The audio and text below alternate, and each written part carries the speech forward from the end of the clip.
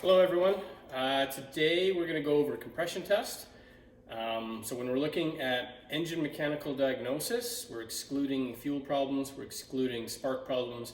This is just the mechanical ability of the engine to provide the proper compression or squish for each of the cylinders. Therefore, when we add in the fuel and spark into that equation, each cylinder, when it's ignited, is going to now push down on the piston with a very similar force, and each of the cylinders is going to compare or contribute to about the same amount to rotating the crankshaft, right? So we should have a nice smooth running engine. On that note, typically when we're going to compression tests, the symptom that is going to point us to that is going to be rough running, right? So the engine's shaking, it's not running smoothly, and that's a sign that one or more of the cylinders is not contributing the same amount to the rotation of the crankshaft, right? So typically rough run is going to be the symptom that goes to point us to do a compression test. When we're doing a compression test, to do it correctly, we should have the engine up to temperature. We want to have all the spark plugs removed. So when we're looking at engine temperature, it needs to be warm so that all the gaps and clearances in the engine are where they need to be. Right? That's going to be where the thing runs, and that's going to give us the most accurate diagnosis. The all spark plugs are moved. Because we're not running the engine, we're only cranking it over, we're going to be using the battery and the starter motor to crank it over. So we want to have the least amount of mechanical load from the engine to the battery and the starter. We want to have a fully charged battery on that note as well, so that we have the proper amount of cranking amps available to give us consistent cranking speed, right? The starter motor can only crank over the engine about 200 RPM, so we want that to be very consistent for each of the cylinders when we're measuring how much compression they can build. We want to disable fuel and spark. So on this engine, it's not in the vehicle, but if it was, I can undo the harness side connector to the distributor or the coil. Always want to focus on the low voltage side. Spark is good to disable because you don't want to have the spark plug leads kind of snapping and providing that live spark. You do have fumes and vapors around, so you don't want to ignite the engine compartment on fire because of that. And also the coil is capable of 80 to 100, 110, 20,000 volts of electricity, so you don't want to get zapped. It's not going to kill you, but it will give you a good kick in the teeth. So it's good to disable spark. But the critical one on that disabling is the fuel. So we can disable fuel pump relay, we can remove it. We can remove a fuel pump fuse. We can unplug the injectors, things of that nature. Keep in mind, if you're just unplugging or disabling the fuel pump, you might have to run the engine to bleed off whatever pressure is in the fuel rail. Okay. Now, fuel is bad when we're doing a compression test in the cylinders because the fuel is going to wash the oil seal from around the rings, right? So we don't want fuel in the cylinder because if the oil gets washed away around the rings, then we're going to have inconsistent results, right? So fuel and spark disabled. We want wide open throttle. So we're going to open the throttle plates to give us unrestricted airflow into the engine. We don't want restriction of the closed throttle plates when that air is being drawn into the engine. We're going to crank it over for 5 pulses of compression. So you'll see on our compression gauge, it's going to jump every time that cylinder is building compression. So we want to go for 5 proper strokes, and we're going to take the reading on the 5th stroke and write it down. So I have a little list here, 1 to 4. I have a 4-cylinder engine, so that's what I'm going to do. Is that pretty much what we need to happen? Now, obviously this one here, it's not in the engine or it's not in the vehicle, so I can't run it up to temperature, but it should be for most accurate results. Now, to carry on with what I got going, I've already cracked the spark plugs loose. Now, when you're removing the spark plugs, it's good practice to make sure any debris that's around them from where they kind of go into the cylinder head is cleaned out of the way. You don't want to remove a spark plug and have that sand and debris go into the cylinder.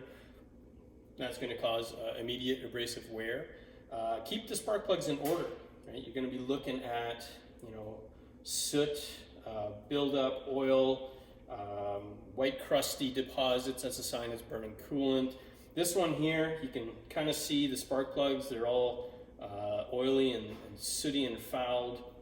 The reason this engine's out of the truck is that it smokes, right? It smokes on startup, it smokes when it's up to temperature. So this one here, I would suspect, because it smokes all the time, not just on startup, I would suspect that it is a ring issue. These Japanese engines, as they get older, they lose ring tension.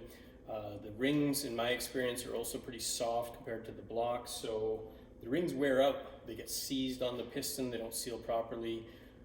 So hopefully we're going to see some evidence between compression, and then we're going to go to a cylinder leakage test to back up some of that diagnosis. So keep the spark plugs in order so you know which cylinders were running however they were running. If it was one that was crusty, then that'd be the one cylinder that was burning coolant, for example. So keep them in order. So I have all the spark plugs out. I have my remote start switch. You guys saw that when we were locating the engine to install our distributor properly. So that's hooked up to a battery. I'm going to take a screwdriver here.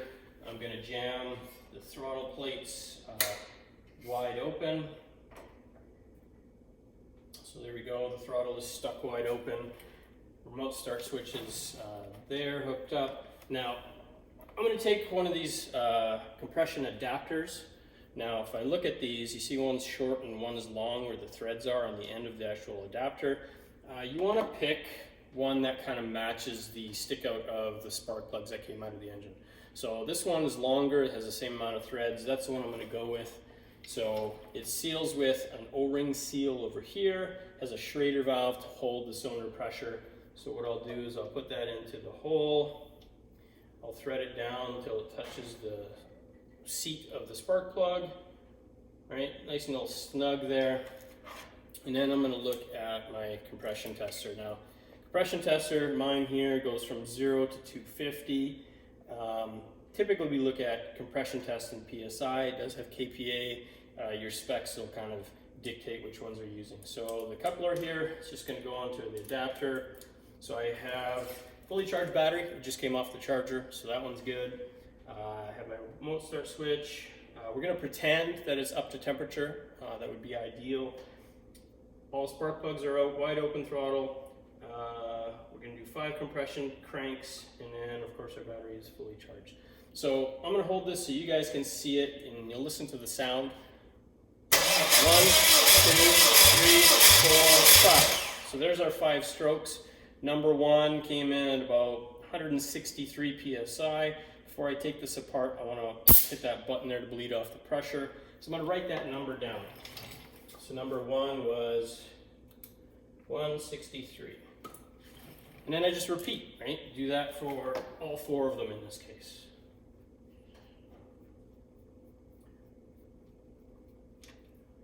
Just move that over to the next guy.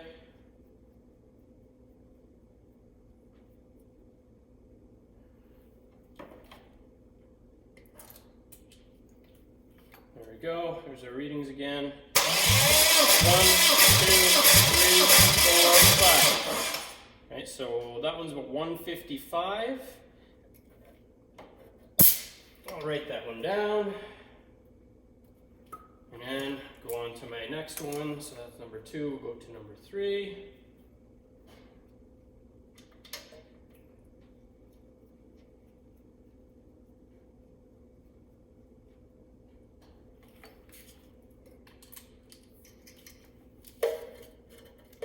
Here we are. 1, 2, 3, 4, 5. So this one is 165.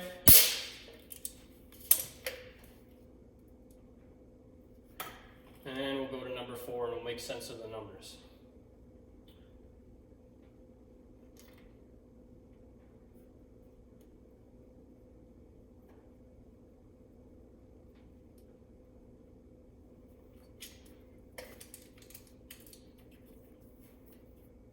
Okay, last one. 1, 2, 3, 4, 5. So we're at 163 again for number 4 here. So bleed off that pressure, and we'll write that down. So when we're looking at our compression test results, we got 163, 165, 163, 155, 165, and 163. Now, I need to be able to make sense to this. What does it mean to me, right? The rule of thumb is about 20% window for highest to lowest. So looking at that, the highest was a 165, the lowest was a 155. There's just over 10% different between those two. So we should be within compression numbers being acceptable for this engine. But I would refer back to service information for this specific engine. Each manufacturer tends to explain that window a little bit differently, but our 20% rule of thumb holds true for most of the time. Now, of those ones there, number 2 is the low one at 155. So when we do go to cylinder leakage test, I would wonder if we have a little bit more cylinder pressure loss in number 2. Right? Maybe those rings are stuck a bit more, maybe there's a bit more cylinder wear, maybe the rings are worn more. Whatever the case is, cylinder leakage test will kind of tell us more information, right? So that'll be using the compression test results for cylinder leakage. So that gives us a state of health on this engine. Aside from the fact that this one is burning a little bit of oil, mechanically speaking, it's not that bad shape. Hope that makes sense. Carry on.